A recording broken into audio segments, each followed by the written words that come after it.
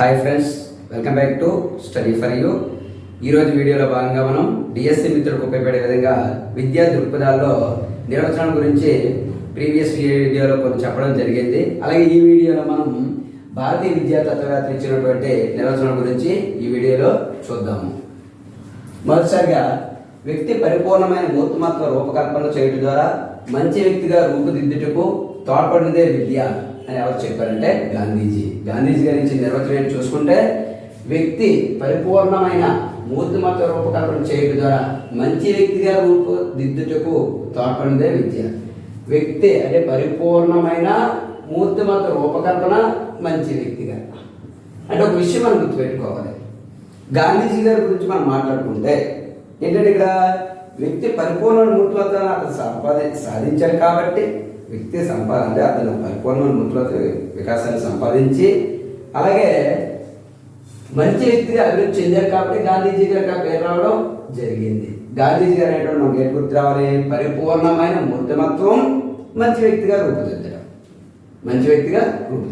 పరిపూర్ణమైనటువంటి మూర్తిమత్వం మంచి వ్యక్తిగా రూపుదిద్దడం. కాబట్టి గాంధీజీ గారు ఆ విధంగా ప్రఖ్యాతి చెందడం జరిగింది. గాంధీజీ అంటే పరిపూర్ణమైనటువంటి మూర్తిమత్వం మంచి వ్యక్తిగా రూపుదిద్దడం గాంధీజీ ఇచ్చిన నిర్వచనం.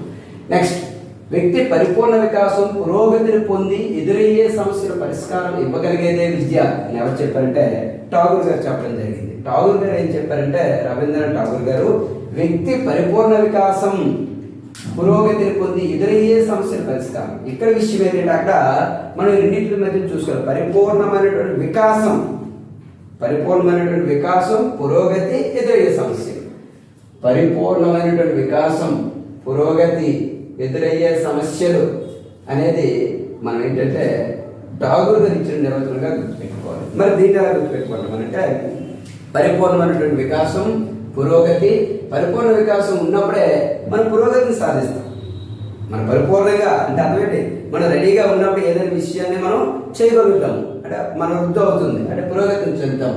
అప్పుడు దాని అర్థమేంటి, ఎవరైతే పురోగతిని సాధించారో వాళ్ళకి ఎటువంటి సమస్యలు అయినా సరే ఎదుర్కోవడానికి ఈజీగా ఉంటుంది. అంటే సమస్యని ఎదుర్కోగలరు.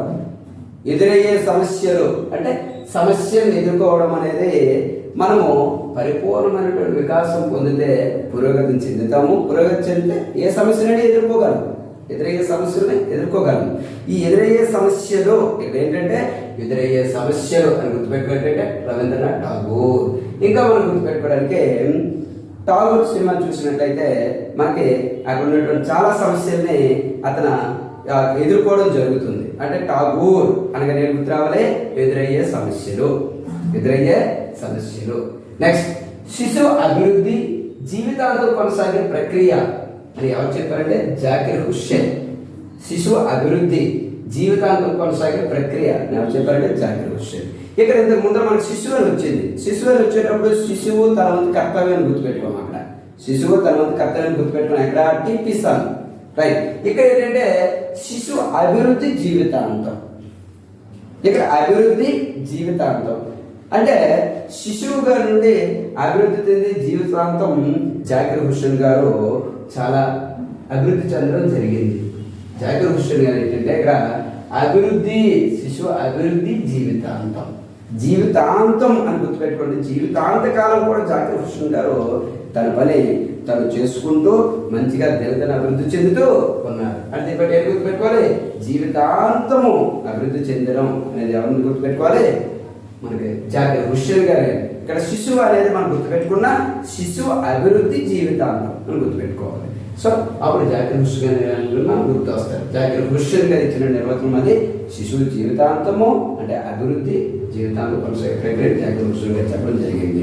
నెక్స్ట్, మానవుని నిస్వార్థ తత్పరునిగా స్వావలంబకుడిగా తయారు చేసేదే విద్య అని చెప్పడం. ఏంటి చెప్పేంటే వేదాల యొక్క ముఖ్య ఉద్దేశం ఏంటంటే మానవుని నిస్వార్థ తత్పరునిగా స్వావలంబకుడిగా తయారు చేసేది విద్య. అసలు వేదాలు ఎందుకు చదువుతానంటే 4 వేదాలు పంచవేదంగా చెప్పడం అది పక్కన పెట్టండి. అంటే 4 వేదాలు ఏంటంటే ఎప్పుడు కూడా మనిషి అనేవాడు నిస్వార్థ తత్పరుడిగా ఉండాలి, నిస్వార్థంగా ఉండాలని చెప్తే స్వావలంబకుడిగా ఉండాలని చెప్తే అంతే. వేదాల యొక్క ముఖ్య ఉద్దేశం అదే, అంతే ఇంకేట్లేదు. వేదాల యొక్క ముఖ్య ఉద్దేశం ఏంటి? నిస్వార్థంగా ఉండాలి, స్వావలంబకుడిగా ఉండాలి, మంచివాడిగా ఉండాలి. అప్పుడే నువ్వు మంచి పేరు ప్రఖ్యాతిని సంపాదిస్తావు, ఈ యొక్క కీర్తి ప్రతిష్టలు అనేవి వస్తాయని చెప్పుకుంటాం. అంటే మానవుడు నిస్వార్థ తత్పరునిగా స్వావలంబకుడిగా, నిస్వార్థ తత్పరుడిగా స్వావలంబకుడు అనేది గుర్తు రావాలి, వేదాలు గుర్తు రావాలి. వేదాలకు బోధించేది ఏంటండి, ఎప్పుడు కూడా నిస్వార్థంగా ఉండాలి, స్వావలంబకుడిగా ఉండాలని చెప్తే. నెక్స్ట్, మోక్ష సాధనే విద్య. మోక్షం ప్రసాదిస్తే ఏం చదివితే ఏం తెలుసుకుంటే, ఉపనిషత్తుల యొక్క సారాంశం ఏంటి, మోక్ష సాధన. మోక్ష సాధన, మోక్షం సాధించడానికి ఎప్పుడు ఉపనిషత్తుల యొక్క సారాంశం. ఉపనిషత్తుల్ని నువ్వు తెలుసుకుంటే ఉపనిషత్తుల యొక్క సారాంశం ఏంటి, మోక్ష సాధన. నీ జీవితం యొక్క అంతిమం ఏంటంటే మోక్ష సాధన. మోక్ష సాధన అనేసి ఉపనిషత్తులు ఏం చేస్తే ఉపదేశించేది నీ జీవితాంతం ఏంటంటే, నీ జీవితకాలం అనేది మోక్ష సాధనే. జీవిత అంతం ఏంటంటే నువ్వు మోక్షాన్ని సాధించడంలో మంచి జీవితము అంటే ఏం చెప్తే అండి, ఉపదేశించేవేంటి, ఉపనిషత్తులు. మోక్ష సాధనే ఉపనిషత్తులు. అంటే మోక్ష సాధనే విద్య అని చెప్పింది ఏంటి, ఉపనిషత్తులు. అంటే మోక్షాన్ని సాధించడమే నిజమైనటువంటి విద్యగా చెప్పడం ఉపనిషత్తుల యొక్క సారాంశం అని చెప్పుకోవడం. అందుకే నెక్స్ట్, ఆత్మ సాక్షాత్కారం పొందడమే విద్య. ఏంటి ఇక్కడ, ఆత్మ సాక్షాత్కారం పొందడమే విద్య.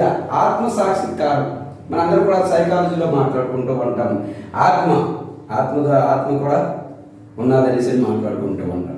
ఆత్మ అనేది కూడా సైకో అని అంటాం. అంటే ఆత్మ సాక్షాత్కారం పొందడమే విద్య అనేసి ఎవరు చెప్పారంటే శ్రీ శంకరాచార్య.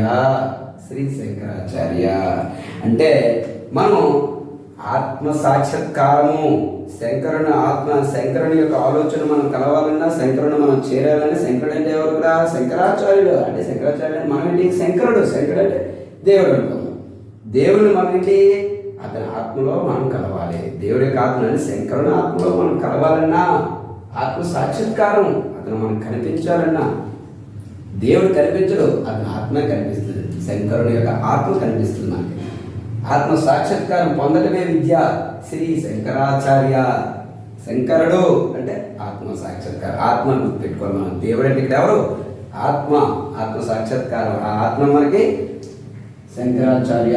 ఆత్మ సాక్షాత్కారం శ్రీ శంకరాచార్య. నెక్స్ట్, మానవుల్లో అంతర్గతంగా ఉన్న దైవాంశ పరిపూర్ణతను అభివ్యక్తం చేయటమే విద్య. అంతర్గతంగా గుర్తుపెట్టుకోవాలి ఇక్కడ, మానవుల్లో అంతర్గతంగా ఉన్న దైవాంశ పరిపూర్ణత అభివ్యక్తం చేయడమే విద్య అని చెప్పింది ఎవరంటే మనకి స్వామి వివేకానంద గారు. అసలు స్వామి వివేకానంద గురించి మనం మాట్లాడుకుంటే మానవుల్లో అంతర్గతంగా దైవాంశ పరిపూర్ణత, అంతర్గతంగా దైవాంశ పరిపూర్ణత అని గుర్తుపెట్టుకుని సరిపోతుంది. స్వామి వివేకానంద ఎప్పుడు కూడా అంతర్గతంగా తను ఆలోచించేవాడు, దేవుడి గురించి ఆలోచించేవాడు. అతను వాళ్ళ అమ్మగారు చిన్న మాట చెప్తూ ఉంటారు, రామాయణంలో కదలి వరంకే ఆంజనేయుడు అనేసి హనుమంతుడు అని చెప్తే రాముడు అక్కడ ఉన్నాడేమో అనేసి ఆంజనేయుడు అక్కడ ఉంటాడేమో అనేసి వెళ్ళిపోతాడు. దీన్ని బట్టి ఏంటంటే అతని అంతర్గతం ఎప్పుడు కూడా ఏంటంటే దేవుడి గురించే ఘోషిస్తుంది, దేవుడి గురించే తెలుస్తుంది. దైవాంశ పరిపూర్ణత, ఆత్మ సాక్షాత్కారం అంటే మనకి ఇక్కడ శ్రీ శంకరాచార్య.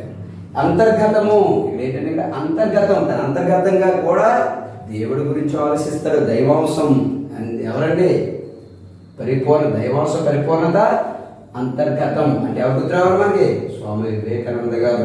తన ఆలోచనలో కూడా అంతర్గతంగా కూడా దేవుడి గురించి ఆలోచిస్తూ ఉంటాడు ఎప్పుడూ స్వామి వివేకానంద గారు. నెక్స్ట్, ప్రజల అవసరాలకు ఆశయాలకు తగినట్టుగా ఉన్నదే అసలైన విద్య. ఏంటంటే ఇక్కడ ప్రజల అవసరాలకు ఆశయాలకు తగినట్టుగా ఉన్నదే విద్య అని ఎవరు చెప్పారు, డిఎస్ కొఠారి. ఏంటి మనకి డిఎస్ కొఠారి అంటే కొఠారి కమిషన్. ఆ కమిషన్ యొక్క విషయాలన్నీ కూడా ఒకటే చెప్పాడు అతను. ఎవరికైనా సరే ఆశయాలకు అవసరాలకు అనుగుణంగా ఏదైనా చేయగలం మనం. ఎవరికైనా సరే మనకైనా సరే ఒక అవసరం తగ్గట్టుగా ఆశయం ఏర్పాటు చేసుకోవాలి. ఆశయాలకు అవసరాలకు ఎవరంటే కొఠారి, డిఎస్ కొఠారి గారు. అంటే ప్రజలు అవసరాలకు ఆశయాలకు అన్నటువంటి విధానం వచ్చేటప్పుడు మనం ఏం గుర్తుపెట్టుకోవాలంటే ప్రజల అవసరాలకు ఆశయాలకు. కమిషన్ కొఠారి కమిషన్ చెప్పింది వేరే డిఎస్ కొఠారి గారు చెప్పారు. సో అతను అనుగుణంగానే మనకి ఇక్కడ డిఎస్ కొఠారిని గుర్తుపెట్టుకోవాలి. ప్రజల అవసరాలకు ఆశయాలకు, అవసరం తగ్గట్టుగా ఆశయం ఉండాలి అని ఎవరు చెప్పారు, కొఠారి గారు చెప్పారు. అప్పుడే మన అవసరం తగ్గట్టుగా ఆశయం ఉన్నట్లయితే దాంట్లో మనము ఖచ్చితంగా అభివృద్ధి చెందుతామనేసి మనం గుర్తుపెట్టుకోవాలి. సో మరొకసారి చూసుకున్నట్లయితే ఇక్కడ గాంధీజీ గారు గుర్తుపెట్టుకోవాలంటే పరిపూర్ణమైనటువంటి మూర్తిమత్వం మంచి వ్యక్తిగా, పరిపూర్ణమైనటువంటి మూర్తిమత్వం మంచి వ్యక్తిగా రూపుదిద్దుకోవడం అనేది గాంధీజీ గారు. అలాగే పరిపూర్ణ వికాసం, పురోగతి, అలాగే ఎదురయ్యే సమస్యలు చెప్పాను. గాంధీజీ అంటే అక్కడ గాంధీజీ గారు అంటే పరిపూర్ణమైనటువంటి మూర్తిమత్వం, ఇక్కడ పరిపూర్ణ వికాసము, పురోగతి. ఇంకా గుర్తుపెట్టుకోవడానికి ఏంటంటే ఎదురయ్యే సమస్యలు. నాకు సినిమా చూడు, ఏ సమస్యలు అనేది ఎదురైతే పరిష్కారం చేసుకో అంతే. శిశువు అభివృద్ధి జీవితాంతం కొనసాగే ప్రక్రియ చెప్పాము. జీవితాంతము తన అభివృద్ధి చెందుతూనే ఉన్నాడు. శిశువు దశ నుండి జీవితాంతం అభివృద్ధి చెందుతూనే ఉన్నారు. ఎవరండి? జాకిర్ హుస్సేన్. అలాగే వేదాలు ఏం చెప్తే చెప్పాము, నిస్వార్థంగా ఉండాలి, స్వావలంబకుడు ఉండాలని చెప్తాను. స్వావలంబకుడు అంటే వేదాలు. మోక్ష సాధనే ఉపనిషత్తులు. మోక్షం ప్రసాదించడమే గొప్ప అంశము, దాన్ని మనం అవలంబించాలని చెప్పేది ఉపనిషత్తులు. ఆత్మ సాక్షాత్కారమే, ఆత్మ దైవాంశ సొంత అంటే దేవుడి యొక్క ఆలోచన. దైవాంశ ఆత్మ సాక్షాత్కారము అంటే శ్రీ శంకరాచార్య. ఇప్పుడు కూడా ఆచార్య, అక్కడ పేరులో శంకరాచార్య అంటే ఆచార్యులు ఏం చెప్తారు? మన యొక్క ఆత్మ యొక్క ఆలోచన చెప్తారు. నువ్వు ఏం చేరుకోవాలో, మంచి విషయాన్ని చేరుకోవాలంటే ఆత్మ సాక్షాత్కారం జరగాలని చెప్తారు. ఆత్మ సాక్షాత్కారం అంటే శ్రీ శంకరాచార్య. అలాగే అంతర్గతంగా అంటే మానవుడు అంతర్గతంగా ఉన్న దైవాంశ పరిమితి, అంతర్గతంగా దైవాంశ పరిమితి, పరిపూర్ణత, దైవాంశ పరిపూర్ణత. అంతర్గతంగా దేవుడి గురించి ఆలోచించే వ్యక్తి ఎవరండి? స్వామి వివేకానంద గారు. ప్రజల అవసరాలకు, ఆశయాలకు అవసరము ఆశయం. కొఠారి కమిషన్లో మనకి అటువంటి విషయాలు చెప్పడం జరిగింది. ప్రజలకు ఏంటంటే అవసరాలు ఉంటాయి, వాళ్ళ ఆశయాలు తగినట్టుగానే ఒక కమిషన్ పెట్టాను. అదే డిఎస్ కొఠారి, అంటే కొఠారి కమిషన్ అని అన్నారు. అందుకే మనం డిఎస్ కొఠారి. సో ఈ విధంగా మనము చాలా విధాలుగా కోడింగ్ ద్వారా మనము వీడియో క్లాసులు చేయడం జరుగుతుంది. ఇదంతా కూడా డిఎస్ఏ మిత్రులకి ఎప్పటికీ ఉపయోగపడుతుంది. కాబట్టి మిగతా డిఎస్ఏ మిత్రులకి ఎవరికైనా మన ఛానల్ యొక్క వీడియోలు చేరకపోయినట్లయితే మీరు లైక్ చేసి సబ్స్క్రైబ్ చేస్తే మిగతా వాళ్ళకు కూడా ఈ యొక్క వీడియో చేరడం జరుగుతుంది. సో తద్వారా మన యొక్క ఛానల్ అనేది లో ఉన్నటువంటి విషయాలన్నీ కూడా అందరికీ తెలియజేసిన వాళ్ళు, మాకు సహకరించిన వాళ్ళుగా ఉంటారు. సో